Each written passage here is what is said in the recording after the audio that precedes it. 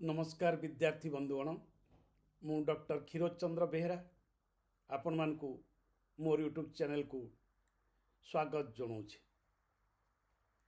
विद्यार्थी बंधुगण आज युक्त दुई पाठ्यक्रम रे थिबा पୟରେ पशुची शरण संपर्क रे आलोचना करिया पई जाउछि। ए आलोचनाटी जने विद्यार्थी बंधु को अनुरोध रे मु करुछि। मोर यूट्यूब चैनल डॉक्टर क्षीरोद चंद्र बेहेरा रो कमेंट बॉक्स रे ये अनुरोध रे थिला। ए पୟରେ पशुची शरण भीम भयंकर युक्त दुई पाठ्यक्रम रे अछि। संपर्क रे आलोचना करिया पई विद्यार्थी बंधु जनक मते बारंबार अनुरोध करुथिले। मु मध्य मानसिक स्तर रे प्रस्तुत हो जाइतिले जे पୟରେ पशुची शरण संपर्क रे आलोचना करिवि एवं मु जानितिले जे एटी ए विषयटी युक्त दुई पाठ्यक्रम रे अछि। प्रस्तुति सरिला बेलकु मो मन टिके संदेह जागृत होला जे यह युक्त दुई पाठ्यक्रम रे पढ़ुतबा विद्यार्थी मानक पई करिवि तो एथि निमित्त से कमेंट बॉक्स रे जो विद्यार्थी मते यह अनुरोध करथिले से कमेंट बॉक्स रे मु तांको पचारली जे यह युक्त दुई विद्यार्थी मानक निमित्त तो उद्दिष्ट हब तो सी उत्तर कहले ना यह पीजीटी रो डेमो क्लास पाई जो ओडिशा लोकसेवा आयोग द्वारा लिखित परीक्षा रे कृतकार्य होइतिबा प्रार्थी मानक निमित्त जो साक्षात्कार परीक्षा हबो पीजीटी पोस्टिंग निमित्त पोस्ट ग्रेजुएट टीचर पोस्टिंग निमित्त से परीक्षार साक्षात्कार रे जो डेमो क्लास पाई अनुरोध करा जिवो सेही अनुरोध को रक्षा करिया निमित्त मु किपरि पୟରେ पशुची शरण को डेमो क्लास भाव रे प्रदर्शन करी से संपर्क रे आपण गोटे क्लास नियंतु। एठी मोर द्विधा और संशय जागृत है मन रखु से मु बारंबार मोर यूट्यूब चैनल रे आपण मान को अनुरोध करे जे जेते बेले आपण माने कोनोसी एक प्रसंग आलोचना करिया पई अनुरोध करछंदी ताहा क्यों पाठ्यक्रम निमित्त धरतु केंद्र लोकसेवा आयोग यूपीएससी ताहले ता पई मोर आलोचना भिन्न हबो उन्नत धरणर हबो। जदि ओडिशा लोकसेवा आयोग ताहले ताहा भिन्न हबो। जदि स्नातकोत्तर बा एमए पिलांक पई तार आलोचना भिन्न हबो।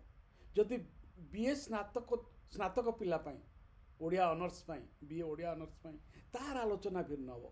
जति युक्त दुई पिलांक पई मो से आलोचना करे से आलोचना मध्य संपूर्ण भिन्न हबो।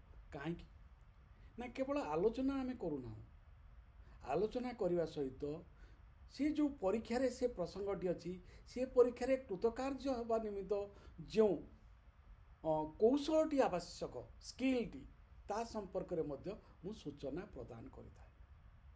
तेणु बीए ऑनर्स पिलाटी को जो पाठदान हबो ताहा केबे भी स्नातकोत्तर ओडिया पई हबो नै बा ताहा केबे भी ओपीएससी बा ओडिशा लोकसेवा आयोग रे परीक्षा रे बसुथिबा विद्यार्थी पई ताहा हबो नै एवं जे केंद्र लोकसेवा आयोग दिल्ली रो लोकसेवा आयोग भारत रो लोकसेवा आयोग परीक्षा रे देबो जो विद्यार्थी देबे तांको पई तो आउरी भिन्न धरणर आलोचना हबो।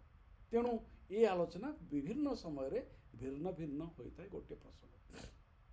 तेणु आजिर ये अध्यायटी जो माने पीजीटी टीचर पीजीटी पोस्टिंग पाई साक्षात्कार देवा बेलू पୟରେ पशुची शरण को पाठदान भाव माध्यम भाव नमूना भाव ग्रहण करेंगे तांको पाई ये अध्यायटी।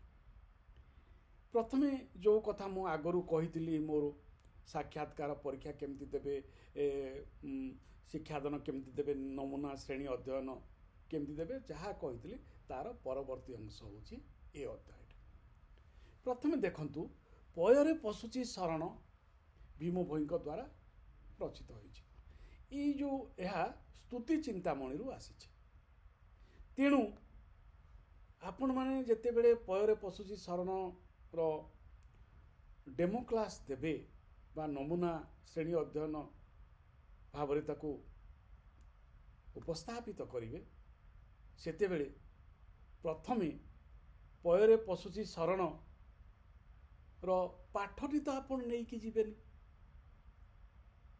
से जो विषयटी कविताटी तो आपण को हाथ रे नथिबो।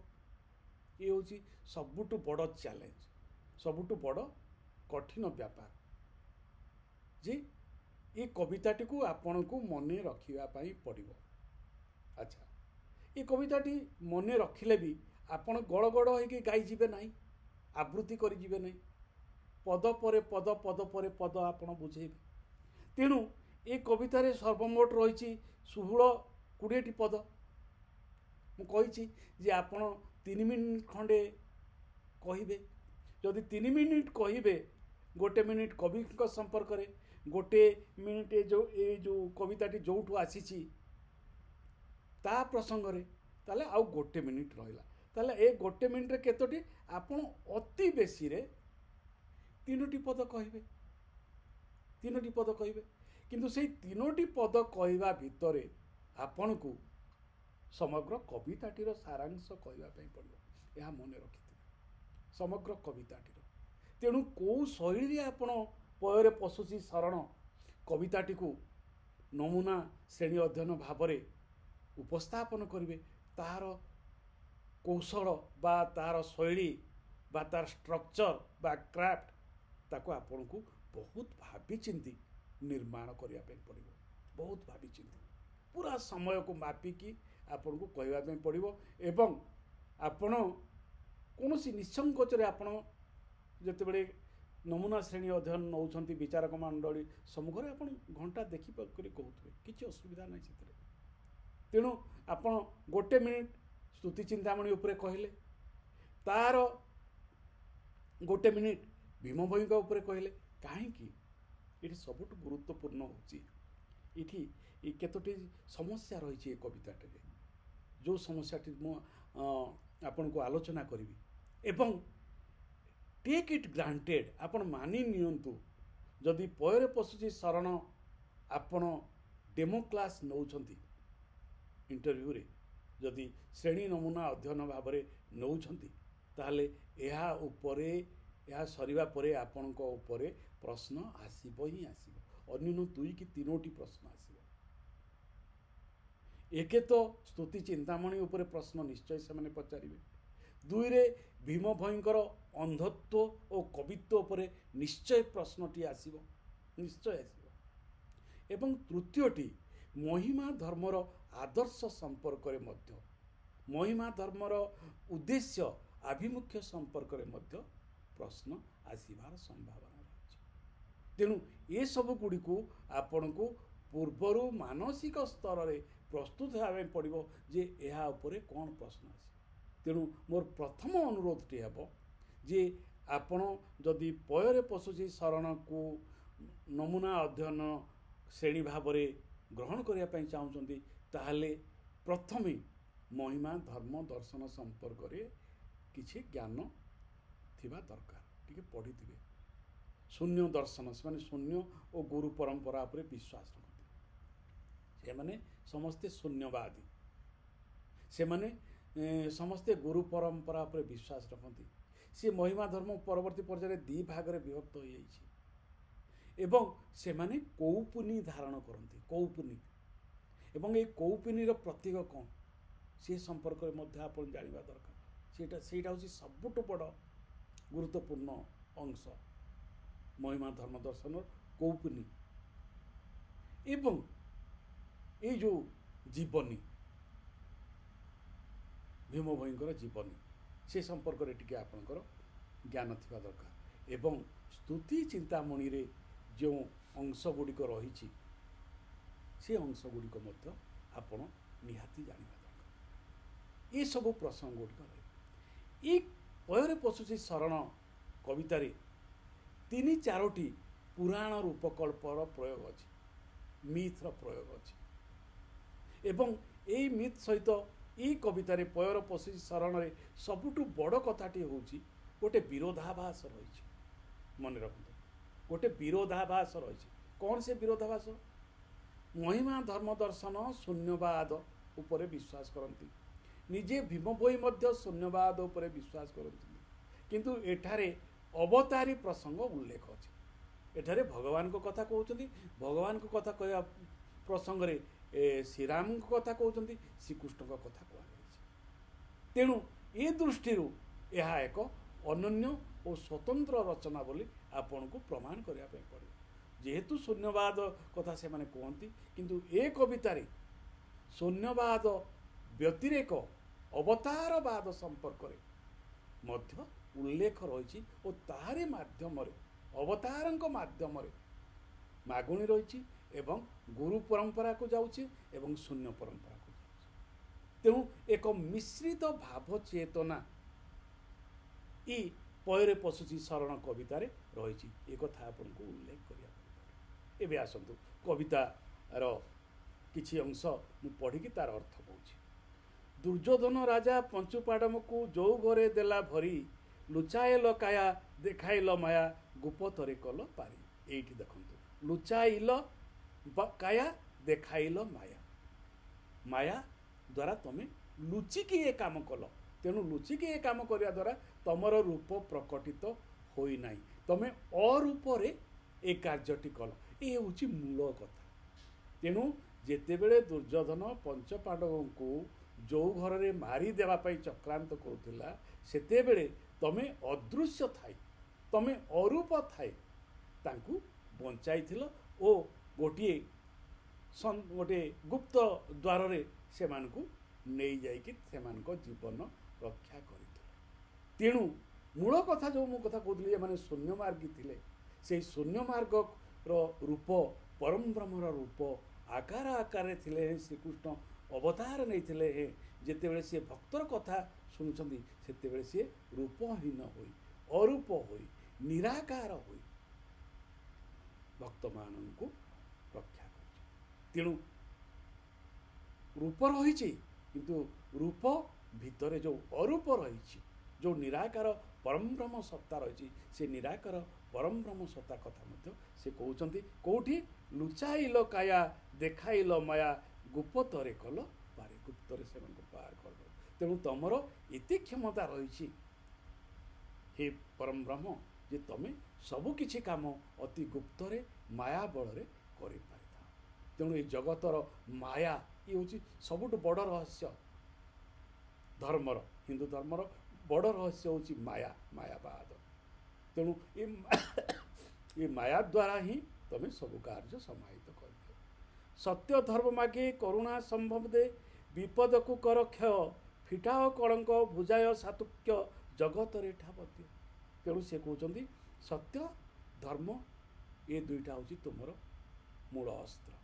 तमें सत्यर जय जयकार कर एवं तमें धर्मर प्रतिष्ठा कर, एवं सत्य धर्मर प्रतिष्ठा निमित्त तमें अनेक को मार एवं अन्य को तार रक्षा कर, एवं ताहा द्वारा कौन कर फिटाओ कलंक भुजाओ सातुक्य। सातुक्य हूँ जे सत्व, सत सतर प्रतिष्ठा पाई तुम्हें ये सबू माया रचना कर। क्यों आज्ञा हेब चिरकाल थिब, मने जा अछि भाभी, जगत संसारे केही न जानिबे, मुही एका जानथि। ये निज कथा कहूँ ये तम माया कौन अच्छी, एमिति किसी माया मते देखाओ जहाँ आउ केही जानिबेनी, मु ही जानुथिबि, मु ही तमर परम भक्त भाव तुम निकट में उपस्थापित होथिबि। पांचाल देशर गुप्त भावरे लाखपिंधा अर्जुन, पंचुपाडव को द्रौपदी को दे कल युद्ध आवरण। तेणु पंचपाडव को द्रौपदी को देदेल गोटे, से भी गोटे माया। कौन से माया? पांचाल देश में गुप्त भावरे लाखपिंधा अर्जुन। तेणु ये जो लाखपिंधा अभिनय करवा एवं पांचाल କନ୍ୟା ଦ୍ରୌପଦୀଙ୍କୁ ଅର୍ଜୁନ ମାର୍ଫତରେ ପଞ୍ଚୁପାଣ୍ଡବଙ୍କୁ ଦେବା ଏବଂ ତା ଦ୍ୱାରା ଧର୍ମ ସଂସ୍ଥାପନ କରିବା, ସତ୍ୟର ପ୍ରତିଷ୍ଠା କରିବା, ଇଏ ହେଉଛି ତୁମର ମାୟା, ଇଏ ହେଉଛି ତୁମର ଶୂନ୍ୟବାଦ। ତୁମେ କେଉଁଠି ବି ପ୍ରକଟିତ ହେଉନାହ, କିନ୍ତୁ ତୁମେ ଯୋଜନା କରି ଧର୍ମର ପ୍ରତିଷ୍ଠା କରୁଛ, ସତ୍ୟର ପ୍ରତିଷ୍ଠା କରୁଛ। ତେଣୁ ଏଇଠି ପରମ ବ୍ରହ୍ମର କଥା କହୁଛନ୍ତି କାହା ଭିତରେ? ଏ ସମସ୍ତ ଲୀଳା ଭିତରେ, ଏ ସମସ୍ତ ମାୟା ଭିତରେ। ତେଣୁ ଏ ସାରାଂଶଟି, ଏ ବକ୍ତବ୍ୟଟି ଆପଣଙ୍କୁ ବିଚାରକମାନଙ୍କ ସମ୍ମୁଖରେ ରଖିବାକୁ ପଡ଼ିବ ଯେ କିପରି ପରମ ବ୍ରହ୍ମକୁ ଆକାର ଭିତରେ ପ୍ରକାଶିତ କରୁଛନ୍ତି ଏବଂ ଆକାର ଭିତରେ ଥିବା ଅବତାରଙ୍କୁ, ଶ୍ରୀରାମଙ୍କୁ, ଶ୍ରୀକୃଷ୍ଣଙ୍କୁ ସେ କିପରି ପରମ ବ୍ରହ୍ମ ଭାବରେ ସ୍ୱୀକାର କରୁଛନ୍ତି, ସେ କଥା ଏଠି ଆପଣଙ୍କୁ ପ୍ରମାଣ କରିବା ପାଇଁ ପଡ଼ିବ, ଆଲୋଚନା କରିବା ପାଇଁ ପଡ଼ିବ। ଗୁରୁଦେବ ସ୍ୱାମୀ ସର୍ବ ଅନ୍ତର୍ଯାମୀ, ଅଧିକ କହିବି କେତେ? ଏଇଠି ଗୁରୁ ପରମ୍ପରା କଥା। ତେଣୁ ଏସବୁ ପାଠ, ଏସବୁ ବିଦ୍ୟା, ଏସବୁ ଜ୍ଞାନ କେଉଁଠୁ ପାଏ ଭକ୍ତ? ଗୁରୁଙ୍କ ପାଖରୁ। ତେଣୁ ଗୁରୁ ହେଉଛନ୍ତି ମାଧ୍ୟମ, ଆଧ୍ୟାତ୍ମିକ ଅନ୍ୱେଷାର, ଆଧ୍ୟାତ୍ମିକ ପ୍ରାପ୍ତିର ମାଧ୍ୟମ ହେଉଛନ୍ତି କିଏ? ନା ଗୁରୁ। ଗୁରୁ ସର୍ବଜ୍ଞାନ ବ୍ୟକ୍ତି, ତାଙ୍କ ପାଖରେ ଜ୍ଞାନର ଭଣ୍ଡାର ରହିଛି। ସେ ହିଁ ଭକ୍ତକୁ ଜ୍ଞାନ ପ୍ରଦାନ କରନ୍ତି, ଦିବ୍ୟ ଦର୍ଶନ ପ୍ରଦାନ କରନ୍ତି, ଦିବ୍ୟ ଜ୍ଞାନ ପ୍ରଦାନ କରନ୍ତି। ସେହି ଜ୍ଞାନ ମାଧ୍ୟମରେ ହିଁ ଭକ୍ତ ଭଗବାନଙ୍କ ନିକଟକୁ, ପରମ ବ୍ରହ୍ମ ନିକଟକୁ ଯାଇଥାଏ, ଉପଲବ୍ଧି କରିଥାଏ। ତେଣୁ ଗୁରୁ ପରମ୍ପରାର ଇଏ ହେଉଛି ସର୍ବଶ୍ରେଷ୍ଠ ନିଦର୍ଶନ। ଗୁରୁଦେବ ସ୍ୱାମୀ ସର୍ବ ଅନ୍ତର୍ଯାମୀ, ଅଧିକ କହିବି କେତେ? ତେଣୁ ଗୁରୁ ମଧ୍ୟ ଅନ୍ତର୍ଯାମୀ। ତେଣୁ ଗୁରୁଙ୍କୁ ମଧ୍ୟ ସେମାନେ ଈଶ୍ୱରଙ୍କ ସମକକ୍ଷ କରିଥାନ୍ତି ମହିମା ଧର୍ମୀମାନେ। ତେଣୁ ଗୁରୁ ହେଉଛନ୍ତି ଗୁରୁଦେବ ସ୍ୱାମୀ ସର୍ବ ଅନ୍ତର୍ଯାମୀ, ଅଧିକ କହିବି କେତେ? ପ୍ରଭୁ ଶ୍ରୀ ଛାମୁରେ ମନର ଭିତରେ ମାଗୁଣି ମୋହର ଏତେ। କ'ଣ ମୋର ମାଗୁଣି? ସେବା ଭକ୍ତି ନିଅ, ହସ୍ତ ତୋଳି ଦିଅ, କର୍ମସିଦ୍ଧି ବିଧାନକ, ଦୟାରେ ବର୍ଦ୍ଧୁତ କରି ଅବଧୂତ, ସନମାନ କରି ରଖ। ତେଣୁ ମୋର ସେବା ଗ୍ରହଣ କର, ମୋତେ ପରମ ଜ୍ଞାନ ପ୍ରଦାନ କର ଏବଂ ସେହି ପରମ ଜ୍ଞାନ ପାଇ ମୁଁ ଅବଧୂତ ଭାବରେ ଜୀବନ ଯାପନ କରେ। ଅବଧୂତ ହେଉଛି କିଏ? ଅବଧୂତ କିଏ? ଯିଏ ସମଗ୍ର ସାଂସାରିକ ମାୟାକୁ ପରିତ୍ୟାଗ କରି ଶ୍ମଶାନରେ ବାସ କରି ଜୀବନ ଅତିବାହିତ କରିଥାନ୍ତି, ସାଧନା ପାଇଁ, ସମାଜ କଲ୍ୟାଣ ପାଇଁ। ତେଣୁ ସେ କିଛି ସେଇଠି କହୁନି, ସେଇଠି ଆସେ। ଏଇ ଯେଉଁ ସାଧନା କଥା କହୁଛନ୍ତି, ଏଇ ଯେଉଁ ଅବଧୂତ କଥା କହୁଛନ୍ତି, ସେଇଠି ସେଇ ଯେଉଁ କୌପୁନୀଟି ହେଉଛି, ପିନ୍ଧିବାଟି ହେଉଛି ଯେ ଆଉ ଦେହରେ ଆଉ କୌଣସି ବସ୍ତ୍ର ଆଭରଣ ରହିଲା ନାହିଁ। ଏ ଆଭରଣ ହେଉଛି କ'ଣ? ଦେହରେ ଯଦି ଆପଣମାନେ ଆଭରଣ ରଖିବେ, ତାହେଲେ ତାହା ହେଉଛି ଆପଣଙ୍କର ସାଂସାରିକ ମୋହ। ତେଣୁ ସେହି ସାଂସାରିକ ମୋହର ମୁକ୍ତିର ପ୍ରତୀକ ହେଉଛି କିଏ? କୌପୁନୀ। ଏବଂ ଯେତେବେଳେ ସେଇ କୌପୁନୀଟି ମଧ୍ୟ ଚାଲିଯିବ, ଆପଣମାନେ ଦେଖିଥିବେ ଯେଉଁମାନେ ହିମାଳୟରେ ବାସ କରନ୍ତି, ନାଗ ସନ୍ନ୍ୟାସୀମାନେ, ସେମାନେ ସମ୍ପୂର୍ଣ୍ଣ ଭାବରେ ଉଲ୍ଲଗ୍ନ। ସେମାନେ କୌପୁନୀ ମଧ୍ୟ ଧାରଣ କରନ୍ତି ନାହିଁ। କାହିଁକି? ସେମାନେ ଏଇ ଯେଉଁ ଲଜ୍ଜା, ଏଇ ଯେଉଁ ସଂଯମ, ଏଇ ଯେଉଁ ପ୍ରାପ୍ତି, ଏଇ ଯେଉଁ ଆଶା, ଏସବୁରୁ ମୁକ୍ତ ହୋଇଯାଇଥାନ୍ତି। ତାଙ୍କ ପାଇଁ ଶରୀରର ଯେକୌଣସି ଅଙ୍ଗ ସାଧାରଣ ଅଙ୍ଗ, ବଞ୍ଚିବାର ନିୟାମକ ମାଧ୍ୟ, ଶରୀର ଧାରଣ ମାତ୍ର, ଶରୀର ପରିଚୟ ନୁହେଁ। ଶରୀର ଭିତରେ ରହିଥିବା ଆତ୍ମାଟି ହିଁ ପରିଚୟ। ତେଣୁ ଏ ସମସ୍ତ ସାଂସାରିକ ମାୟା ମୋହରୁ ମୁକ୍ତି ପାଇବାଟା ହେଉଛି ଯେ ସେମାନେ କୌଣସି ବସନ ଧାରଣ କରନ୍ତି ଏବଂ ଅଙ୍ଗରେ କ'ଣ ଲେପନ କରନ୍ତି? ପାଉଁଶ ଲେପନ କରନ୍ତି। କାହିଁକି ପାଉଁଶ ଲେପନ କରନ୍ତି? ନା ସମ୍ପୂର୍ଣ୍ଣ ଭାବେ ସାଂସାରିକ ମାୟା ମୋହରୁ ପରିତ୍ୟାଗ କରିଛନ୍ତି। ଏବଂ ପାଉଁଶଟା କ'ଣ? ସେଇ ଯେଉଁ ଶବ ପଡ଼ିବା ପରେ ସେଇ ଯେଉଁ ପାଉଁଶ, କାରଣ ସେଇଟା ହିଁ ଶେଷ ପରିଚୟ ଏବଂ ସେଇ ଶେଷ ପରିଚୟକୁ ସେମାନେ ନିଜ ଦେହ ଭିତରେ ଧାରଣ କରିଥାନ୍ତି। ଏହାର ଅର୍ଥ ହେଉଛି ଦେହ ହେଉଛି ଅଳିକ। ତେଣୁ କେବଳ ଦେହର ମାଧ୍ୟମରେ ପ୍ରଭୁ ନିରଞ୍ଜନକୁ, ଅଲେଖ ଗୋସ୍ୱାମୀକୁ ସ୍ମରଣ ପାଇ, ଉପଲବ୍ଧି ପାଇଁ ଦେହର ଆବଶ୍ୟକ ଥିବାରୁ ଦେହ ଧାରଣ କରିଛନ୍ତି, ନଚେତ୍ ଆଉ କୌଣସି ଆବଶ୍ୟକତା ନାହିଁ ଏ ସାଂସାରିକ ମାୟା ମୋହର। ତେଣୁ ଏହି ଭାବନା ଏ ଅବଧୂତ ଏ କୌପୁନୀ ଭିତରେ ପ୍ରକାଶିତ ହେଉଛି। ତେଣୁ ଏହି ତତ୍ତ୍ୱଗୁଡ଼ିକୁ ଆପଣଙ୍କୁ ସାମ୍ନାରେ ରଖିବାକୁ ପଡ଼ିବ। ସେଥିପାଇଁ ମହିମା ଧର୍ମ ଦର୍ଶନ ସମ୍ପର୍କରେ ଆପଣଙ୍କର ସାମାନ୍ୟ ଜ୍ଞାନ ଥିବା ଦରକାର। ନିହାତି ତତ୍ତ୍ୱବିଦ୍ ହେବା ଦରକାର ନାହିଁ। ଯେତିକି ଆପଣ ବୁଝେଇ ପାରିବା କଥା ଗୋଟେ +2 ପିଲାଙ୍କୁ ଏ ସମ୍ପର୍କରେ ସନ୍ଦେହ ମୋଚନ କରିବା ପାଇଁ, ସେତିକି ଆପଣ ଜ୍ଞାନ ନିହାତି ରହିବା ଆବଶ୍ୟକ। ଦେଖନ୍ତୁ, ତାଙ୍କ କଳ୍ପନା ମନେ ଘେଣି ଆପଣ ଆହେ ଅଣରୂପ ଶୂନ୍ୟ। ଏଇଠି ଶୂନ୍ୟବାଦ କଥା ଆସିଲା। ବ୍ରଜ ନାରୀ କରି ଗୋପତେ ଲଭିଲ, ମନ ବାଞ୍ଛା କଲ ପୂର୍ଣ୍ଣ। ରାମଚନ୍ଦ୍ର କଥା କହୁଛନ୍ତି। ତ୍ରେତୀୟା ଯୁଗରେ ରାମ ଅବତାରେ ଅଭିଷେକ ହେବା ବେଳେ ମିଳି ସର୍ବଋଷି ଚାହିଁ ରୂପରାଶି ପଞ୍ଚୁ ମନେ ବିଚାରିଲେ। ତାଙ୍କ କଳ୍ପନା ମନେ ଘେନି ଆପଣ ଆହେ ଅଣରୂପ ଶୂନ୍ୟ। ବ୍ରଜ ନାରୀ କରି ଗୋପତେ ଲଭିଲ, ମନବାଞ୍ଛା କଲ ପୂର୍ଣ୍ଣ। ଯେତେବେଳେ ରାମଚନ୍ଦ୍ର ସୀତାଙ୍କୁ ବିବାହ କରୁଛନ୍ତି, ସେତେବେଳେ ରାମଚନ୍ଦ୍ର ତ ଏଠି ନାରାୟଣ, ନିଜ ସ୍ୱୟଂ ଭଗବାନ। ସେ ବିବାହ କରୁଛନ୍ତି ମର୍ତ୍ତ୍ୟରେ ସୀତାଦେବୀଙ୍କୁ, ମା ସୀତାଦେବୀଙ୍କୁ ସେ ବିବାହ କରୁଛନ୍ତି। ତେଣୁ ସେ ବିବାହ ଉତ୍ସବକୁ ସମସ୍ତ ଦେବଦେବୀ ଆକାଶରୁ ଥାଇ ଦୃଶ୍ୟ କରୁଥିଲେ ଏବଂ ପୁଷ୍ପ ବର୍ଷଣ କରୁଥିଲେ। ଏବଂ ସେତେବେଳେ ସେଇ ଦେବଦେବୀଙ୍କ ମନରେ ଅଭିରାମ ଶ୍ରୀରାମଙ୍କର, ପୁରୁଷୋତ୍ତମ ଶ୍ରୀରାମଙ୍କର, ମର୍ଯ୍ୟାଦାବନ୍ତ ଶ୍ରୀରାମଙ୍କର ଯେଉଁ ମୋହନୀୟ ରୂପକାନ୍ତି, ସୁନ୍ଦର ରୂପକାନ୍ତି, ଅତି ମନୋଲୋଭା ରୂପକାନ୍ତି ଦେଖି ସମସ୍ତେ ଦେବଦେବୀ ଲୋଭାସକ୍ତ ହୋଇଥିଲେ, ପୁରୁଷଙ୍କ ପ୍ରତି ଆକର୍ଷିତ ହୋଇଥିଲେ।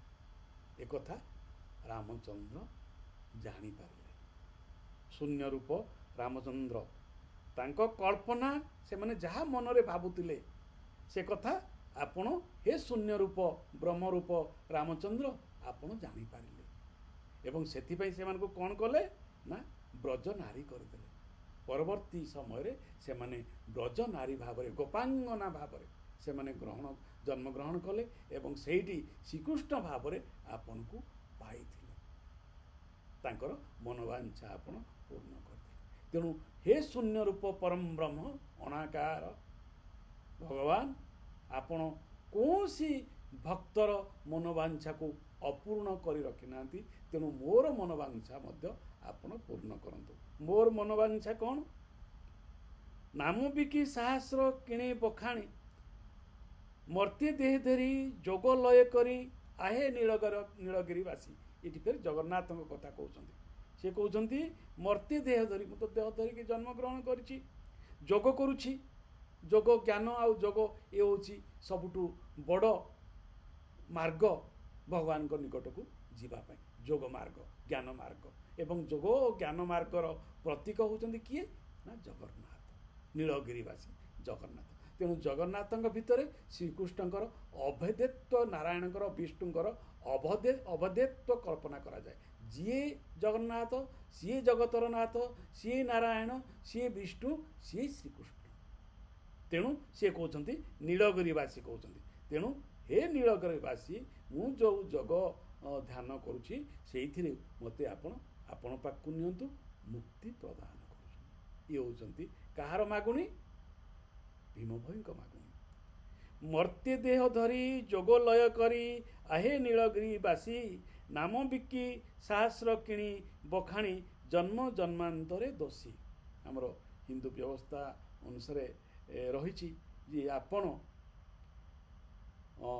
ନିଶ୍ଚୟ କିଛି ନା କିଛି ପାପକର୍ମ କରୁଛନ୍ତି। ପାପକର୍ମ କଲେ ଏ ଦେହ ଧାରଣ କରି ଜନ୍ମ ହେବେ, ମର୍ତ୍ତ୍ୟରେ ଦେହ ଧାରଣ କରି, ମଣିଷ ଦେହ ହେଉ ବା ଯେକୌଣସି ପ୍ରାଣୀ ଜୀବଜଗତ ଦେହ ଧାରଣ କରି ଆସିବେ। କିନ୍ତୁ ଯେତେବେଳେ ଆପଣ ସମ୍ପୂର୍ଣ୍ଣ ଭାବରେ ପୁଣ୍ୟ ଅର୍ଜନ କରିବେ, ସେତେବେଳେ ଆପଣ ସେଇ ପରମ ବ୍ରହ୍ମରେ, ଏ ବ୍ରହ୍ମଚେତ ଯାଇକି ଲୀନ ହେଇଯିବ, ମୋକ୍ଷ ପାଇଯିବ, ଆଉ ଜନ୍ମ ପାଇବ ନାହିଁ, ଆଉ କଷ୍ଟ ପାଇବ। ତେଣୁ ମୁଁ କୌଣସି ନା କୌଣସି କାରଣରୁ ଦୋଷୀ ହେଇ ଏ ମର୍ତ୍ତ୍ୟରେ ଦେହ ଧାରଣ କରିଛି ବା ଜନ୍ମ ହୋଇଛି। ସେଥିରୁ ସବୁଦିନ ନିମିତ୍ତ ମୋତେ ମୁକ୍ତି ପ୍ରଦାନ କରନ୍ତୁ। ନାମ ମୁଁ ଯେ ନିରନ୍ତର ପଢ଼ି ଦୁଃଖ ଘରେ ଶୂନ୍ୟବାନା ଛାୟା ତଳେ, ତରିବାକୁ ଆଶା କରିଛି ଭରସା ଆଶୀର୍ବାଦ ନାଭ ଜଳେ। ଲେଖି ଚିତ୍ରଘଟ କରି ନବକୁଟ, ଯେସନେଙ୍କ ରଙ୍ଗ ଢାଉ କାରୁଣ୍ୟ ଜଳରୁ ତାରଣ ହେବାକୁ ବୁଦ୍ଧି ଦିଶୁନାହିଁ ଆଉ। ଡାଳକୁ ସିଞ୍ଚାଡ଼ି ମୂଳକୁ ଉପାଡ଼ି ବହୁ ଅଛି ମହାଗାଢ଼େ, ଚକ୍ର ପ୍ରାୟ ପ୍ରାଣୀ ପକାଇ ଖେଳନି ଧରି ଝିଙ୍କୁଅଛ ଦୃଢ଼େ। ପ୍ରଭୁ ଭକ୍ତ ଯେତେ ଭଜୁଛନ୍ତି ନିତ୍ୟ ରାମ ନାମ ଚିତେ ଦେଇ, ମେଳଛ ପତିତ ପାମର ଏ ଜୀବନ ଉଦ୍ଧାର ହେବାର ପାଇଁ। ତେଣୁ ଏ ଯେଉଁ ନାମ ସଂକୀର୍ତ୍ତନ କରିକି ତମର ନାମ ସ୍ମରଣ କରିକି ମୁଁ ଉଦ୍ଧାର ହେବା ପାଇଁ ଚାହୁଁଛି। ବାଳୁତ ଅଜ୍ଞାନ ଛନ ଛନ ମନ, ଖେଳ ରସେ ଚିତ ସ୍ମରି, ସଂସାର ସାଗରୁ ପାର ହବି ବୋଲି ସାଧୁ ଜନ ପାଦ ଧରି। ଗୁରୁଦେବ ବିନୁ ମୋକ୍ଷ ନହେ ତେନୁ ଅନ୍ୟର ଭରସା ନାହିଁ, ପ୍ରଭୁ ପାଦ ଧ୍ୟାଇ ଭଣେ ଭୀମ ବହି ହେତୁ ଘରେ ନାମ ଥୋଇ। ତେଣୁ ଶେଷରେ ସେ କହୁଛନ୍ତି କ'ଣ? ଶୂନ୍ୟର କଥା କହୁଛନ୍ତି, ଗୁରୁଦେବଙ୍କର କଥା କହୁଛନ୍ତି। ଇଏ ହେଉଛି ମହିମା ଧର୍ମର ସବୁଠୁ ମୁଖ୍ୟ ବିଷୟ, ମୁଖ୍ୟ ପ୍ରସଙ୍ଗ। ଶୂନ୍ୟ ପୂଜା, ଶୂନ୍ୟ ଆରାଧନା, ନିରଞ୍ଜନ ଆରାଧନା ଏବଂ ତାହା ପୁଣି ଗୁରୁ ମାଧ୍ୟମ। ତେଣୁ ମୁଁ ଗୁରୁଙ୍କୁ ଧ୍ୟାନ କରି ଯୋଗ କରି ଲୟ ରଖି ମୁଁ ପ୍ରାର୍ଥନା କରୁଛି ମୁକ୍ତି ପାଇବା ପାଇଁ ଏ ସଂସାର। ତେଣୁ ଏ ହେଉଛି ପୟରେ ପଶୁଛି ଶରଣ କବିତାର ସାରାଂଶ। ତେଣୁ ଯେତେବେଳେ ଆପଣ ମାନେ ଏହାକୁ ଡେମୋ କ୍ଲାସ୍ରେ ପ୍ରଦର୍ଶନ କରିବେ, ଶ୍ରେଣୀ ଅଧ୍ୟୟନ ନିମିତ୍ତ ବିଚାରକ ମଣ୍ଡଳୀ ପାଖରେ ଉପସ୍ଥାପନ କରିବେ, ସେତେବେଳେ ଆପଣ ପ୍ରଥମ 3-4ଟି ପଦ ଗାନ କରିବା ସହିତ ଏଥିରେ ଥିବା ଯେଉଁ ରୂପକଳ୍ପ ମିଥ୍ ଗୁଡ଼ିକ, ପୁରାଣ କଳ୍ପ ଗୁଡ଼ିକ ତାହା କିପରି ରହିଛି, ଗୁରୁ ପରମ୍ପରା କଥା କିପରି ରହିଛି ଏବଂ ଶୂନ୍ୟ ପରମ୍ପରା, ଶୂନ୍ୟ ସ୍ତୁତି କଥା କିପରି ରହିଛି ଏବଂ ମହିମା ଧର୍ମ କିପରି ପ୍ରକାଶିତ ହେଉଛି ଏ କବିତାଟିରେ, ସେହି କଥା ମଧ୍ୟ ସାମାନ୍ୟ ସୂଚନା ପ୍ରଦାନ କରିବେ। ଏଥିରେ କିଛି କଠିନ ଶବ୍ଦ ରହିଛି, ସେ କଠିନ ଶବ୍ଦ ଗୁଡ଼ିକର ଶବ୍ଦାର୍ଥ ଆପଣ ପୂର୍ବରୁ ଲେଖିକି ମନରେ ରଖିଥିବେ। କିନ୍ତୁ ଯେହେତୁ ଆପଣ ଡେମୋ କ୍ଲାସ୍ ଦେବା ପାଇଁ ଯାଉଛନ୍ତି, ସେଗୁଡ଼ିକର ବିଶେଷ ଆବଶ୍ୟକତା ନାହିଁ। କେବଳ ଆପଣ ସାରାଂଶଟି କହିବେ ଏବଂ ଯଦି ଆବଶ୍ୟକ ପଡ଼େ ମଝିରେ ରାମଚନ୍ଦ୍ରଙ୍କର କଥା ବା ସେ ଯେଉଁ ଶ୍ରୀକୃଷ୍ଣଙ୍କ କଥା, ଏସବୁ 1-2ଟା ପଦ ମଧ୍ୟ ଆପଣ ଉଲ୍ଲେଖ କରିପାରନ୍ତି। କିନ୍ତୁ କ୍ରମାନ୍ୱୟରେ ଆପଣ 20ଟି ପଦ ଆଦୌ କହିପାରିବେ ନାହିଁ, କହିବା ସମ୍ଭବ ନୁହେଁ। ତେଣୁ ଆପଣ ପ୍ରଥମେ 2ଟି ପଦ, ମଝିରୁ ଆଉ 1-2ଟି ପଦ, ଶେଷ ପଦଟି ଗୁରୁ ପଦ ଧ୍ୟାନ କରୁଛନ୍ତି ସଂସାର ନାବରୁ ପାର ହେବା ପାଇଁ, ସେ ପଦଟି ଶେଷ ପଦଟି, ପ୍ରଥମ କବିତାର ପ୍ରଥମ 2ଟି ପଦ, ମଝିରୁ 1 ପଦ ଏବଂ ଶେଷ ପଦ, ଏହିପରି 4ଟି ବା 5ଟି ପଦ ଆପଣ ଗାନ କରି ଏ କବିତାଟିର ସାରାଂଶ କହି ବିଚାରକମାନଙ୍କୁ ପ୍ରଭାବିତ କରିପାରିବେ। ମୁଁ ଭାବୁଛି ମୋ ମତରେ ଏହା ହେଉଛି ପୟରେ ପଶୁଛି ଶରଣର ଡେମୋ କ୍ଲାସ୍ ନିମିତ୍ତ ପ୍ରସ୍ତୁତି। ଭାବୁଛି ଆପଣଙ୍କୁ ଏହା ସାହାଯ୍ୟ କରିବ ପ୍ରସ୍ତୁତିରେ। ଏ ଭିଡ଼ିଓଟି କିପରି ଲାଗିଲା ଏବଂ ଆପଣଙ୍କ ଆଉ ମନରେ ଏ ସମ୍ପର୍କରେ କିଛି ସଂଶୟ ରହିଯାଇଛି କି, ତାହା ମଧ୍ୟ ମୋତେ କମେଣ୍ଟ ବକ୍ସରେ ଲେଖି ଜଣାଇବେ। ଏବଂ ଆଉ କ'ଣ ଆବଶ୍ୟକ ଅଛି ପ୍ରସ୍ତୁତି ନିମିତ୍ତ ସ୍ପେସିଫିକ୍ ନିର୍ଦ୍ଦିଷ୍ଟ ଭାବରେ ଆପଣମାନେ ଲେଖିବେ। ସବୁ ପ୍ରସଙ୍ଗ ସହିତ ବିସ୍ତାରିତ ଭାବରେ ଲେଖିଲେ ମୁଁ ଆପଣମାନଙ୍କୁ ସହଯୋଗ କରିବା ପାଇଁ ସୁବିଧା ହେବ। ଆଜି ପାଇଁ ଏଇଠି ଉଠୁଛି। ନମସ୍କାର, ଧନ୍ୟବାଦ।